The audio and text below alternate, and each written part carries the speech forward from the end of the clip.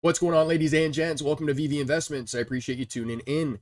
On today's episode, we're talking about future applications I see for collectibles. So if you guys enjoy the content, make sure to like and subscribe. Comment down below what you want to see in a future episode. Without further ado, sit back, relax, and enjoy.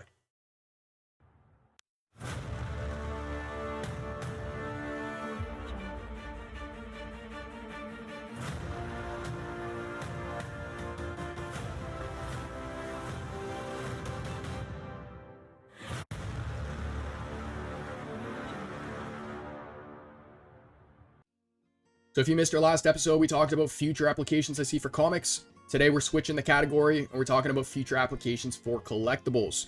So again, this is to build up to a third video talking about comics versus collectibles and which one I see has more potential long term. For today's episode, we're talking about 12 applications that I see for collectibles.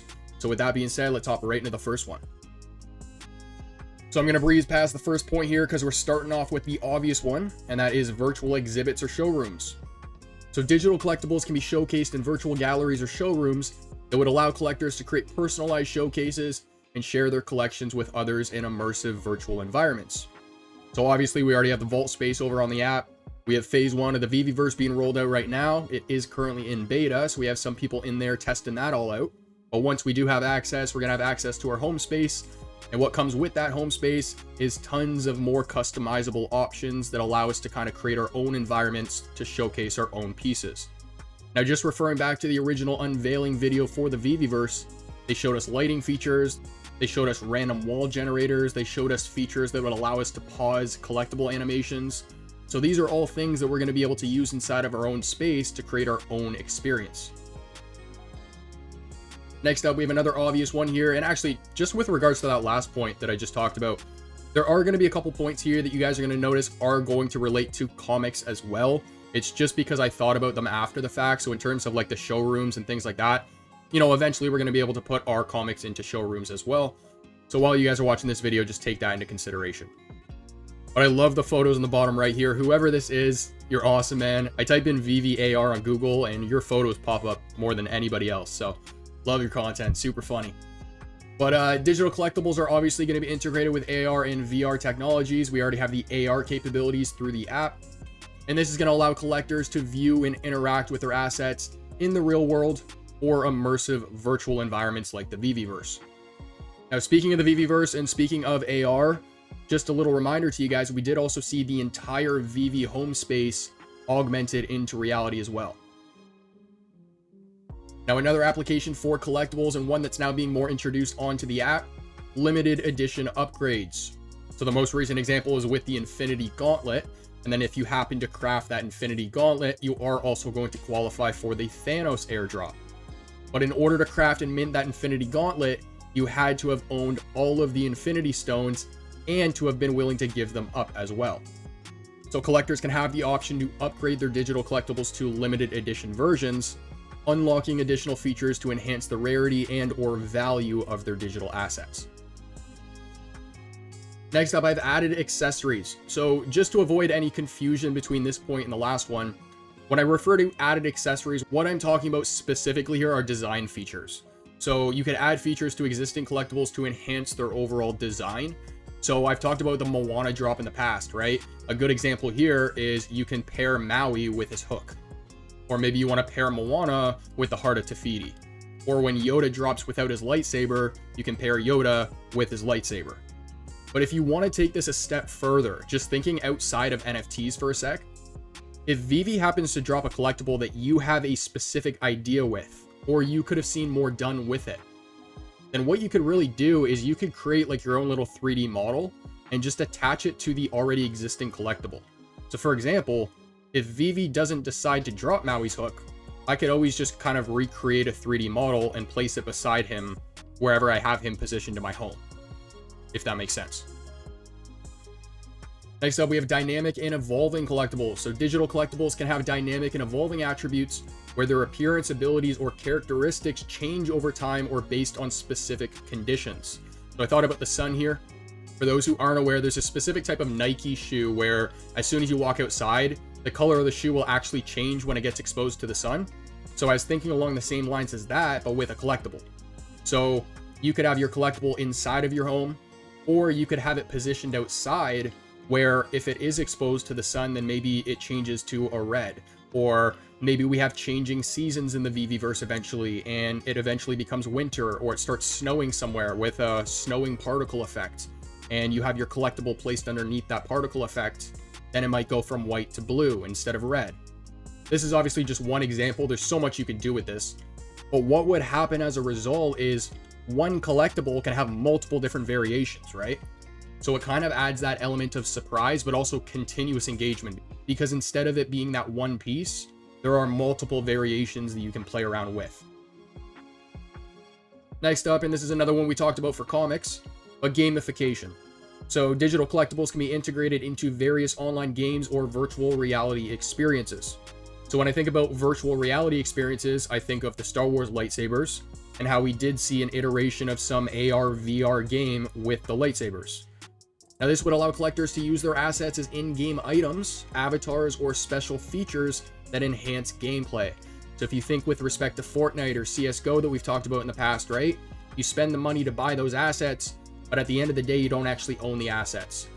But another benefit that can come from that ownership now being represented on the blockchain, certain collectibles can now give you access to gated parts of the Veveverse where there's exclusive mini games or achievements that you can unlock by only having that specific character.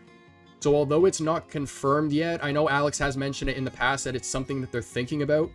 So if we use the Marvel Mighties as an example, Doctor Doom can get you into an exclusive part of the Veveverse that no other Marvel Mighty will give you access to. As soon as that gate opens or door opens or however you get into that section, maybe there's a little mini game that you can play with the avatar that allows you to achieve certain rewards or benefits, certain perks for your account that nobody else can get without owning the actual piece. And this is where renting can come into play down the line as well. So we'll talk about that later on in the video. Next up, we have fractional ownership. So I've said in the past that, I'm not too knowledgeable on the comic side of things. I started to learn about comics as I came across Veve. So this was a point that I was considering for our last episode. I didn't include it though, because I wasn't 100% sure if this was even like a thing for graded comics. On the collectible side of things, at least, digital collectibles can be fractionalized, allowing multiple owners to invest in and share ownership of high value assets. So we've seen this with CryptoPunks, we've seen this with Bored Apes, among other collections, but it opens opportunities for fractional trading, investment, and collaboration among collectors. Now this does also happen with stocks, and they're called fractional shares. So it's pretty much where you buy partial shares of a stock. Or, in other words, multiple people can own one stock. In number 8, I have virtual identities. So digital collectibles can serve as personalized avatars or virtual identities, allowing users to express themselves uniquely in virtual spaces and social platforms. I started this channel off with a little avatar. It was to kind of, replace the fact that I don't show my face. I wanted something always moving on the screen. Unfortunately, it doesn't work with my camera setup anymore, but I have been waiting to use the Veveverse avatars to replace what I was doing with that before. So I'm going to talk about this a little bit more in a couple points. But again, just to remind you guys, if you haven't already, all of the avatars that the team has been using in their demo videos has been a Ready Player Me avatar. Ready Player Me is free. It's compatible with Cavernous, meaning it's compatible with the Veveverse. So in terms of creating your own avatar for the Veveverse, you guys do not have to wait. You can do that right now. But also just thinking past that, I do have the intention of recapping the interview that David and Dan just did. I did see a point that Dan said about how the team is actually currently working on integrating collectibles as avatars. So that is something I am going to discuss when I recap that video. So if you guys are interested in that, make sure to tune in next week. Now, another application for collectibles here are virtual events. So I'm not necessarily talking about using your collectible as an avatar to get into these events, but take Gary Vee's VCon convention as an example. So for the last one that he ran, the ticket that would grant you access to the convention was actually an NFT. And if you happen to buy one of these NFTs, a utility that would actually come with it is it would grant you access to every single VCon that he runs ongoing. It was a lifetime pass. So digital collectibles can grant you access to exclusive virtual events, experiences, or behind the scenes content related to the collectible's actual theme. Artist meetups, live concerts, virtual conventions. There's so much that you can do with this. And actually, speaking of live concerts, the Rolling Loud events, which are large concert venues, they're actually going to be offering NFTs that grant you lifetime access to their concerts as well. So what I'm talking about here is utility with the NFT to grant you access to these specific events. Pride is another example. Amar Singh has said in the past that they do intend on running Pride events for Pride holders in the future. I don't know how serious you want to take his word now, just given what's been happening. I'm not sure if you guys are aware of all that, but right now his word doesn't really seem like much. But if that does happen, there's another example for you. So for number 10, I want to talk about film production. So collectibles can be used for a variety of things to create full production movies. So going back to the recent video we just saw with the Veveverse, the individual is walking around what looks like a little movie set. I'm not sure if that's exactly what it is, but you could definitely use that as a little movie set. So it's got the DeLorean parked on the street, it's got the street lights, the little buildings behind it. And when the user goes in a first-person camera, it almost looks like they're standing right on the street, despite the fact that it's just a little setup. So when I saw that, I got so excited. Obviously, this is something we, already expected to be possible in a space like this, but to see an actual example was really exciting. But you can use your collectibles, like I said, for a variety of things. Characters, props, set construction. So if you want to use specific collectibles like your hovering DeLorean as a car in the background of your set, then you can do that. But also going back to my previous point about how I want to use Veve's avatar for my YouTube channel. We already know that you're going to be able to set up cameras that can track avatar movements inside of the Veveverse. We already saw this in the Cavernous videos. And in relation to episode 70, where I talked about content creation homes and how we can have podcast setups and recording studios, we can have full green screen walls with these camera placements that track avatar movements, and you could essentially replicate a 1-to-1 scale model of a full movie set inside of the Veveverse. Second to last, I have interactive AI. So this is an idea that David had mentioned in one of the interviews he did, but integrating AI with our collectibles to allow users to interact with their favorite characters. We got Admiral Akbar dropping on the app in the coming days. That whole set, by the way, the quality is awesome. But his famous line, "It's a trap," can be, that was terrible, by the way. Something like that could be replicated using AI. We've talked about ChatGPT in the past as well. And if you guys didn't know about this, people are actually creating their own chatbots using ChatGPT.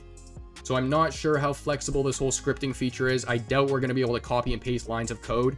But if that is something that is going to be available down the line, then I'm wondering if something like creating your own chatbot for each of your collectibles is something that's going to be possible as well, giving them different personalities and the whole works.